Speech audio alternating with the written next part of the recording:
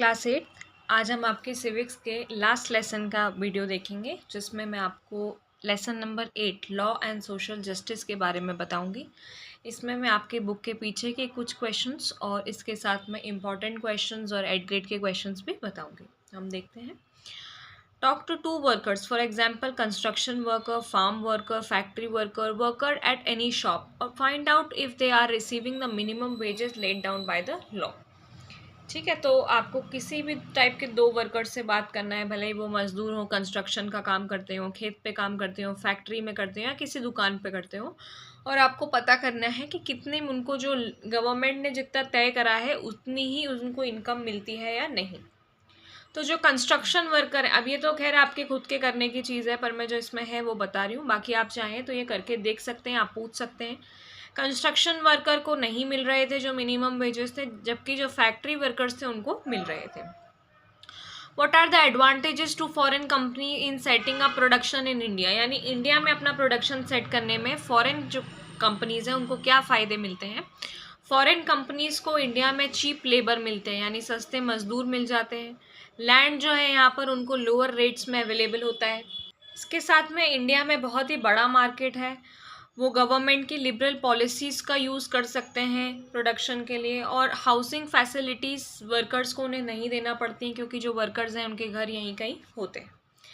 Do you think the victims of Bhopal gas tragedy got justice, क्या आपको लगता है भोपाल गैस ट्रेजेडी जो हुई थी उसके लोगों को न्याय मिल पाया था। In my opinion the victim of Bhopal gas tragedy did not get justice, नहीं, उन्हें न्याय नहीं मिला था। 30 साल बाद भी जो लोग हैं वो आज भी स्टिल सेफ ड्रिंकिंग वाटर की लड़ाई कर रहे हैं, हेल्थ केयर फैसिलिटीज़ के लिए जूझ रहे हैं। साथ में जिन लोगों को पॉइजनिंग हुई थी उनके जॉब्स अभी तक भी नहीं कुछ हुआ है, उसके jobs for the people poison by Union Carbide, अभी भी वो कहीं जॉब नहीं कर पाते हैं।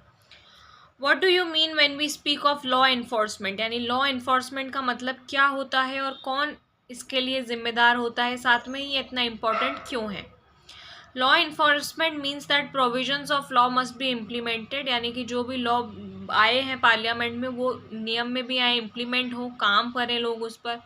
गवर्नमेंट रिस्पॉन्सिबल रहती है कि हर किसी के ऊपर नियम एक जैसे लागू हों बिना भेदभाव के। इन्फोर्समेंट ऑफ लॉ क्यों ज़रूरी है, क्योंकि in case any law is not enforced और weakly enforced there are many serious disaster, यानी बहुत सारे, तो जैसे कि हम कोई नियम लागू नहीं करते हैं सही से तो उस चीज़ के बहुत हॉरिबल यानी बुरे रिजल्ट्स आ सकते हैं, जैसे कि भोपाल गैस ट्रेजेडी में हुआ। ये तभी हुआ था जब सेफ्टी लॉज सही से नहीं लगाए गए थे। अगर सेफ्टी लॉज सही से लगाए जाते तो जो भी वहाँ पर सेफ्टी में फॉल्ट था फैक्ट्री वाले खुद उसको सही करवाते, क्योंकि उन्हें पता होता कि नियम कायदे यहाँ पर ज़रूरी हैं। How can law ensure that markets work in a manner that is fair? Give two example to support your answer. यानी लॉ से कैसे मार्केट सही तरीके से काम कर सकते हैं। Government should regularly inspect work site and punish those who violate the law, यानी गवर्नमेंट को रेगुलरली जो वर्किंग जगह है वहाँ पर जाना चाहिए, जो लॉ तोड़ते हैं उन्हें पनिश करना चाहिए, और गवर्नमेंट को कुछ एक्टिविटीज़ कंट्रोल करना चाहिए लोगों की और प्राइवेट कंपनीज़ की।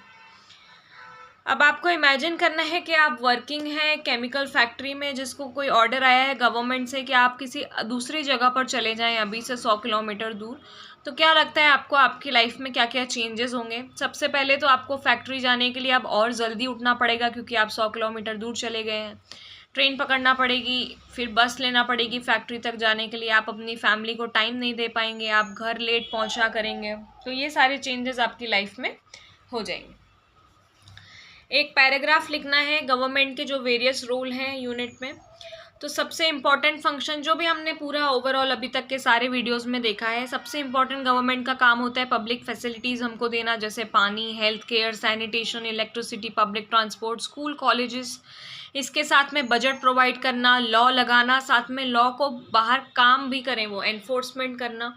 इसके साथ में सबको फंडामेंटल राइट्स यानी अधिकार देना जो भी हमारे संविधान में लिखे हुए हैं। इसके साथ में प्राइवेट कंपनी, गवर्नमेंट जो है उसकी एक्टिविटी देखना, ताकि अगर कोई भी प्राइवेट कंपनी या फिर गवर्नमेंट कुछ भी गलत कर रही है तो वो सब चीज़ें कंट्रोल कर सकें और देखें कि सबको न्याय मिल रहा है। आपके आसपास एनवायरमेंटल पॉल्यूशन के क्या क्या सोर्सेज हैं, तो हम देखें अगर एयर के थ्रू देखें तो बहुत ट्रैफिक होता है, स्मोक निकलती है फैक्ट्रीज वगैरह में से, तो उससे होता है। पानी में कचरा फेंकने की वजह से, ह्यूमन एनिमल वेस्ट जाने की वजह से। सॉइल में देखें तो जो एग्रीकल्चरल लैंड है उसको अब हमने रेसिडेंशियल एरिया बना दिया है, हमने बहुत सारी पेस्टिसाइड्स यूज़ करना स्टार्ट कर दिए हैं, हमने फॉरेस्ट काटना स्टार्ट कर दिए हैं, कंस्ट्रक्शन वर्क बहुत होने लग गया है जिस वजह से ऐसा होता है। तो क्या स्टेप्स हम ले सकते हैं कि ऐसा ना हो? एफॉरेस्ट्रेशन करें, हम पेड़ पौधे ज़्यादा लगाएं, सीएनजी बसेस स्टार्ट करें ताकि एयर पॉल्यूशन ना हो, वाटर ट्रीटमेंट प्लांट्स इंस्टॉल करें और जो इंडस्ट्रीज़ हैं उनको सिटी के बाहर वाली जगहों पर भेज दें। कुछ और मेजर्स क्या है? Excess of construction works need to be ban, यानी कि ज़्यादा कंस्ट्रक्शन वर्क रोकें। प्राइवेट व्हीकल्स को इंकरेज करें जिसमें सीएनजी हो, फ्यूल के फॉर्म में पेट्रोल या डीजल ना हो, केरोसिन ना हो। वेस्टेज जो भी हमारा है उसे हम नदियों में ना डंप करें। जो भी फैक्ट्रीज़ नदियों में डंप करती हैं अपना कचरा, या तो उन पर फाइन लगे या उन्हें बंद कर दिया जाए या उन्हें नदियों से दूर शिफ्ट कर दिया जाए। पहले एनवायरनमेंट को कैसे ट्रीट करा जाता था और क्या क्या चेंज हुआ है? एनवायरनमेंट को हमेशा से फ्री समझा जाता है। कोई भी इंडस्ट्री आएगी हवा को पॉल्यूट कर देगी, पानी को पॉल्यूट कर देगी, नदियाँ हों, हवा हो, ग्राउंड वाटर हो, एनवायरनमेंट हो, सब पॉल्यूटेड रहता था और लोगों की हेल्थ पर कोई इतना ध्यान नहीं देता था, सब इस चीज़ को इग्नोर करते रहते थे। फिर आई भोपाल गैस ट्रेजेडी। जब भोपाल गैस ट्रेजेडी हुई तो लोगों की आंखें खुली, इंडिया में नए लॉज आए कि इन्वायरमेंट कैसे साफ़ रखा जाए, पॉल्यूटर्स लाए गए ताकि डैमेज जो है इन्वायरमेंट में वो सही रहे। और अब ऐसा लगता है कि इन्वायरमेंट जो है वो कुछ जनरेशन तक हमारे साथ रहेगा, तो हम उसे डिस्ट्रॉय ना करें वरना वो हमें डिस्ट्रॉय करने की क्षमता रखता है। ये कार्टून दिया था, यहाँ पर पूछा गया था कि क्या इस कार्टून में बताया जा रहा है, तो ये बता रहे हैं चाइल्ड लेबर के बारे में। यानी एक बच्चा है जो स्कूल जा रहा है क्योंकि वो अच्छे घर से होगा, एक बच्चा है जो किसी का सामान उठा रहा है, यानी कि जो चाइल्ड लेबर है वो अभी भी यहाँ पर चलता रहता है। ठीक है, तो आप इसमें से देख के इसे लिख सकते हैं। इसके रिलेशन में 2016 में एक लॉ आया था जिसमें चाइल्ड लेबर प्रिवेंशन एक्ट लगाई गई थी, यानी 14 साल से छोटे बच्चे कहीं पर भी काम नहीं करेंगे, वो बैन कर दिए जाएंगे। कहीं भी रेस्टोरेंट, टी शॉप्स, ढाबा वगैरह में पनिशेबल है, ये फ़ाइन लगता है। लेकिन इस लॉ के पास होने के बाद भी आज भी हम कहीं बाहर जाते हैं तो हमें हमेशा ढाबों पर, रेस्टोरेंट्स पर चाय पिलाते हुए बच्चे ही दिखाई देते हैं। लोग जो हैं उन्हें इस बात का कोई डर नहीं है कि एक लॉ निकला हुआ है, उन्हें कोई फ़र्क नहीं पड़ता है। अब मैं आपको कुछ और इम्पॉर्टेंट क्वेश्चंस बताऊंगी।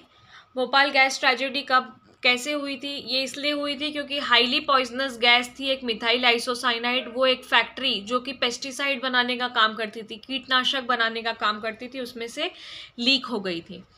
इन्फोर्स कौन करता है लॉ? हमने देखा है गवर्नमेंट ही लॉ बनाती है और उसे इन्फोर्स करती है, ये उनकी ड्यूटी है। Right to life under article 21 के हम कॉन्स्टिट्यूशन को वायलेट ना करें, यानी संविधान के खिलाफ हम ना चलें। गवर्नमेंट ने क्या किया है एयर पॉल्यूशन कम करने के लिए?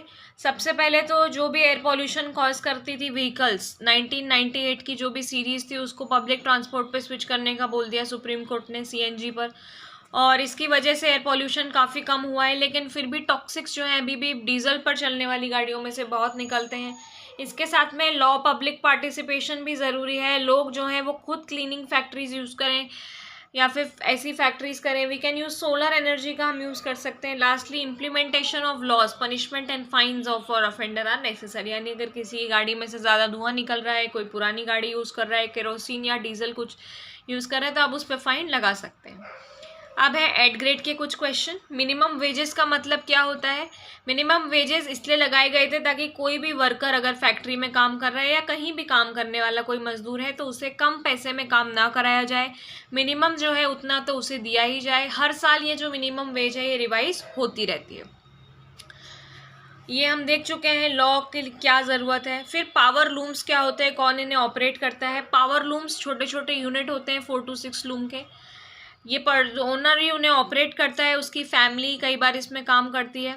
The well no that condition of work in the power loom are far from satisfactory, यानी यहाँ पर काम सही से नहीं हो पाता है। गवर्नमेंट प्राइवेट कंपनीज को क्यों कंट्रोल करती है ये भी हम देख चुके हैं, ताकि उनको पता रहे कि ये लोग न्यायपूर्वक तरीके से काम कर रहे हैं, किसी का शोषण तो नहीं कर रहे हैं। इसके अलावा राइट अगेंस्ट एक्सप्लॉयटेशन का मतलब क्या है कि किसी को भी फोर्स नहीं कर सकते हैं हम कुछ भी काम करने के लिए अंडर बॉन्डेज, यानी कि किसी को हम अपना नौकर बनाकर ज़बरदस्ती काम नहीं करवा सकते हैं। No child below age of 14 shall be employed, और 14 साल से छोटे बच्चों को हम काम पर नहीं रख सकते हैं। ऑनलाइन पोर्टल क्या था जो 2017 में बना था? pencil.government.in। पेंसिल था platform for effective enforcement for no child labour, ठीक है। 2017 में ये फिल हुआ था। इसमें कंप्लेंट फाइल कर सकते हैं अगर आपको लगता है कहीं पर चाइल्ड ट्रैफिकिंग या ये सब हो रहा है। तो इसमें चाइल्ड ट्रैकिंग होती है, इम्प्लीमेंटेशन होता है, नेशनल चाइल्ड लेबर प्रोजेक्ट की मॉनिटरिंग भी इसी से होती है। यूनियन कार्बाइड जो है, उन्होंने इंडिया को क्यों चुना था अपना प्लांट लगाने के लिए? यूनियन कार्बाइड एक फॉरेन कंपनी थी और ये रीज़न थे उनके, फॉरेन कंपनीज़ को यहाँ पर लेबर चीप में मिल जाती है। हमने सबसे पहले वाले क्वेश्चन में ही पढ़ लिया था, यहाँ वो सस्ते में लोगों को काम करवाते हैं और ज़्यादा घंटों तक वो लोगों से काम कराते हैं। इसके साथ में उन्हें रहने के लिए उन्हें घर नहीं देना पड़ता है क्योंकि लोगों के घर आसपास ही होते हैं। इससे कंपनी की कॉस्ट बचती है और वो ज़्यादा से ज़्यादा प्रॉफिट कमाती है। Pollution free water, pollution free air कौन से फंडामेंटल राइट में आता है? ये आता है राइट टू लाइफ, आर्टिकल 21 में, जो बताता है कि हम सबका पानी और हवा पर अधिकार है जो कि पॉल्यूशन फ्री हो। गवर्नमेंट की रिस्पॉन्सिबिलिटी है कि वो पॉल्यूशन चेक करे टाइम टाइम पर और नदियों की सफाई करती रहे। यूनियन कार्बाइड प्लांट भोपाल और अमेरिका में क्या डिफरेंसेस थे? जो यूएसए में था इनका, वहाँ पर मॉनिटरिंग सिस्टम था, जबकि जो भोपाल था वो मैनुअल गॉजेस पर था, ह्यूमन सेंसेस पर था। यानी कि अगर किसी को स्मेल आती थी तो वो बोलते थे कि गैस लीक हो रही है, जबकि जो यूएसए में उनका प्लांट था वहाँ ऑटोमेटिकली डिटेक्ट हो जाता था। वेस्ट वर्जीनिया में वो इमरजेंसी इवैक्यूएशन करा सकते थे, यानी कि कभी कुछ दुर्घटना होती है तो तुरंत सब लोग कहाँ से निकल सकते हैं कि किसी को कुछ नुकसान ना हो, लेकिन भोपाल में ऐसा कुछ भी नहीं था। सीएनजी के क्या क्या एडवांटेजेस होते हैं? इसकी फ्लेमेबिलिटी रेंज कम है, ये सेफ़ होती है बाकी सारे फ्यूल से। इसका इग्निशन टेम्परेचर हाई रहता है, ये सडन ऑटोमेटिक इग्निशन इसमें कम है। इसकी प्राइस जो है वो काफ़ी कम रहती है और ये ज़्यादा माइलेज देती हैं ऐसी गाड़ियाँ जो सीएनजी पर चलती हैं।